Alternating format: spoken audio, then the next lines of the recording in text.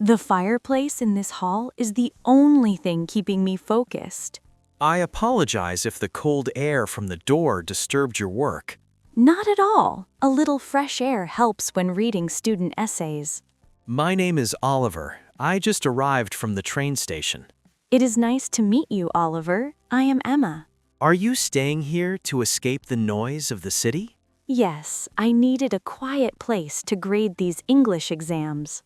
Teaching sounds like a very noble way to spend your time. It is rewarding, but sometimes I dream of a little adventure. I have spent the last 3 months traveling across the border. That explains the heavy boots and the many patches on your jacket. My backpack feels twice as heavy when it is covered in snow. You should move closer to the fire to dry your gear. Thank you, Emma. The heat feels wonderful after that long walk. Did the local bus stop running because of the storm? The driver said the road to the guest house was too icy. This place is quite hidden among the tall pine trees. I like that it feels like a secret fortress in the forest. The wooden walls have so many stories etched into them. I saw some old photographs in the hallway on my way in. Those are the original owners from 100 years ago. Everything here seems to move at a much slower pace. That is exactly why I chose this specific guest house. I hope I do not make too much noise during my stay. As long as you do not play the drums, we will be fine. I only carry a harmonica and a very old compass. A harmonica sounds like a lovely addition to a winter evening. Perhaps I will play a song once I am fully thawed. I look forward to hearing a melody from the road. I will start by finding my room and unpacking my map. The best comment under this video gets English lessons, completely free. So go ahead and write your comment now. May I sit here to study my route for tomorrow morning? Please do. I have just finished my last batch of papers. This map was drawn by my grandfather many years ago. The ink is so detailed. Look at those tiny mountain peaks. He told me there is a hidden valley behind that ridge. I have read about that place in a book of local legends. Does the legend say anything about a silver lake? It says the water reflects the stars even during the day. That is exactly what I am hoping to find and photograph. You must be very brave to go up there in this weather. I have a good tent and a lot of determination, Emma. Make sure you take a whistle and some extra matches. My grandfather always said that nature is a strict teacher. As a teacher myself, I agree that respect is the first lesson. I noticed you were marking some grammar mistakes earlier. My students struggle with the difference between there and there. I used to have the same problem when I was in school. Most people do. It is a very common trap in English. Maybe you can give me a quick lesson over dinner. I would rather hear about your travels in the north. I saw a group of wild reindeer crossing a frozen river. That sounds like something out of a classic fairy tale. They were so quiet that I almost didn't hear them passing. The world is full of beauty if we just stay still. Most people are too busy looking at their phone screens. Not in this guest house. There's no signal here anyway. That is the best feature of this entire building. I feel like I can finally hear my own thoughts clearly. Your thoughts seem to be very kind and thoughtful, Emma. Thank you, Oliver. I think the mountains help with that. I brought something to help you celebrate finishing your work. Is that hot cocoa I smell coming from that mug? The lady in the kitchen gave me 2 extra marshmallows. You are a true hero for bringing this to my table. It is a small reward for a very hard-working teacher. Ah, the steam feels so good on my face after this cold day. I added a little bit of cinnamon for an extra kick. It tastes like childhood and winter holidays combined. I used to drink this every time it snowed at home. Where is home for you when you are not traveling? A small town by the sea with lots of white houses. I grew up in the city, surrounded by tall, gray buildings. No wonder you enjoy the greenery and the silence here. The pine trees look like they are wearing white coats. And the stars tonight are going to be incredibly bright. Do you think we might see the aurora borealis tonight? The clouds are moving away, so there is a high chance. I have never seen it with my own eyes before. It looks like green silk dancing across the dark sky. I have seen many pictures, but they say it is different. Photos cannot capture the way the light makes you feel. I feel very lucky to be in such a beautiful place. I'm glad I chose this guest house instead of the hotel. The hotel is much louder and full of tourists. Here, it feels like we're part of the landscape. Have you ever written a book about your travels? Only a small journal that I keep in my breast pocket. You should consider sharing your stories with the world. Maybe one day, if I find a good editor for my grammar. I might know someone who would be happy to help.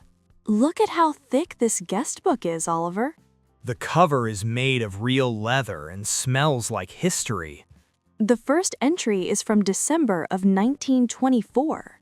That is exactly 100 years ago this month.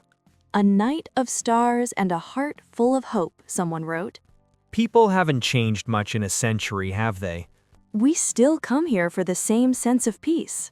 Look at this signature. It looks like a famous explorer. You are right. He stayed here before his trip to the poles. This guest house has hosted some very interesting characters. I wonder what people will think of our names in the future.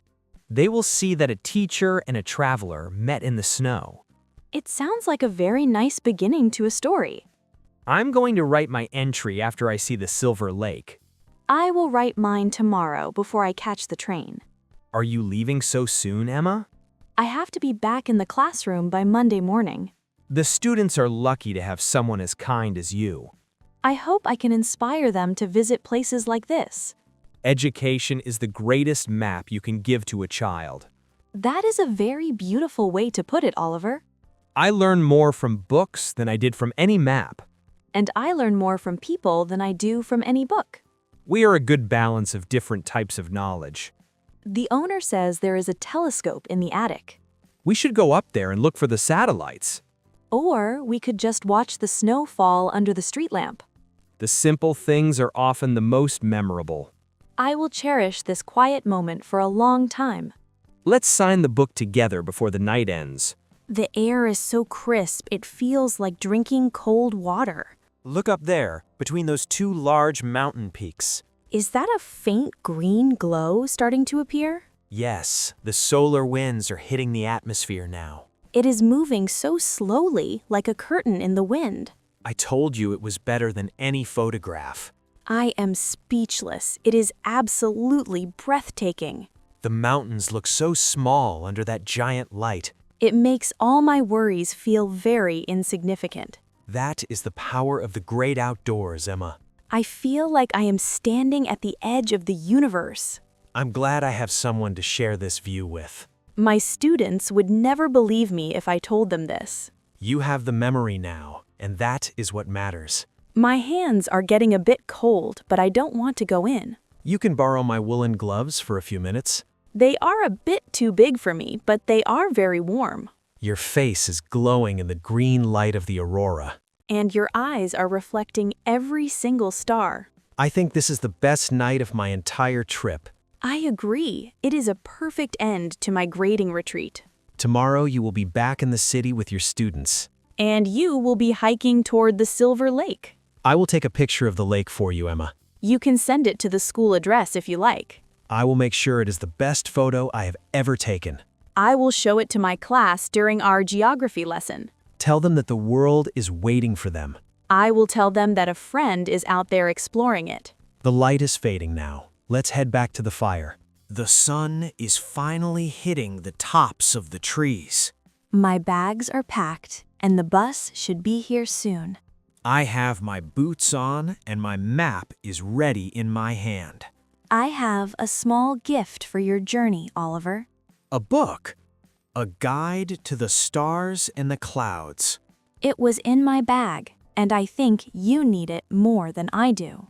I will read it every night by my campfire. And I have a favor to ask you before I go. Anything for the lady who shared her cocoa with me. Please stay safe on those slippery mountain paths. I promise to be as careful as a mountain goat. I will look for your letter in the school mail next week. I will write about the taste of the mountain water. Here is the bus coming up the long driveway now. The engine sounds very loud in this quiet valley. It is time for me to return to the world of grammar. And it is time for me to find the Silver Lake. Thank you for making this trip so much more interesting. Thank you for the conversation and the warm smile, Emma. I will think of the aurora whenever I see the color green. And I will think of you whenever I see a red pen. Goodbye, Oliver, and may the wind be at your back.